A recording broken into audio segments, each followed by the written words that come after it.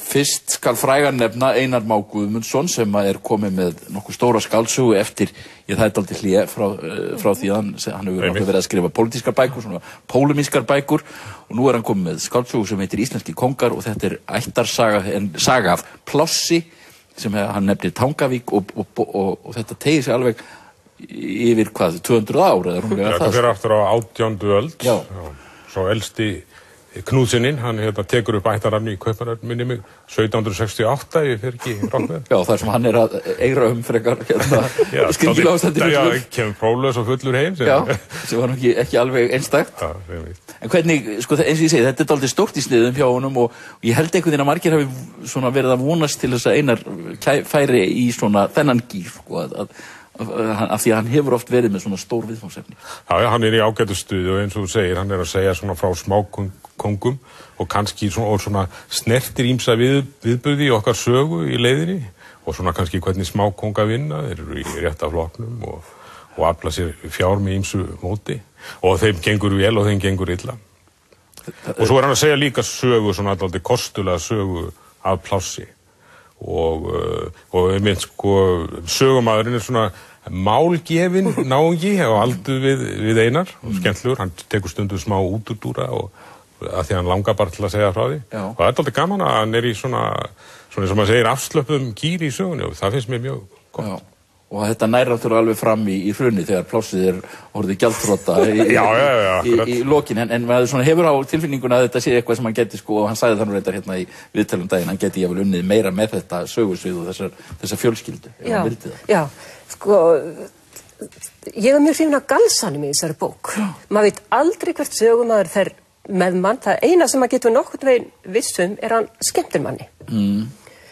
Ég skemmti mér konunglega við að lesa þessa bók. Það færðist bara svona breitt bros yfir andlitið og mér sko Einar í virkilega góðum gír og þetta er nokkurn veginn bókin sem ég hafði vonast eftir. Maður hlær oft upphátt, hann er mjög fyndinn, en sko það er náttúrulega eins og með fyndnarbækur að kannski nær öll fyndni, hún þetta svona misgóðan jarðveg, það var stundu sem maður fannst svona jafnvel sko vera aðeins á brúninni þar, en samt sem áður, jafnvel þar hafði ég gaman að því að hann gefur sér svo mikið frelsi í frásögninni.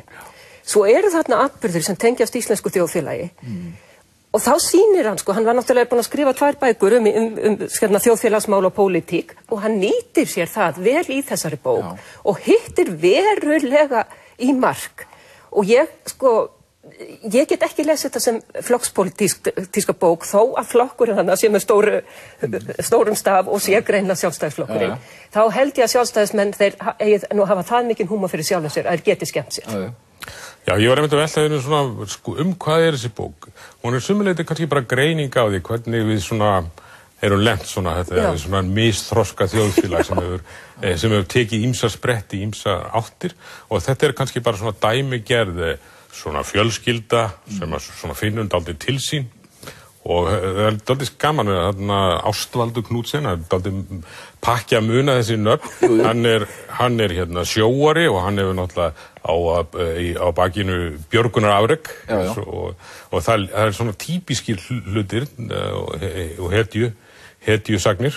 En síðan svona að kallarnir eru annarkvort bindindismenn afar drikkfældir og konurnar eru annarkvort jómfrúr eða mikið upp á kallandina.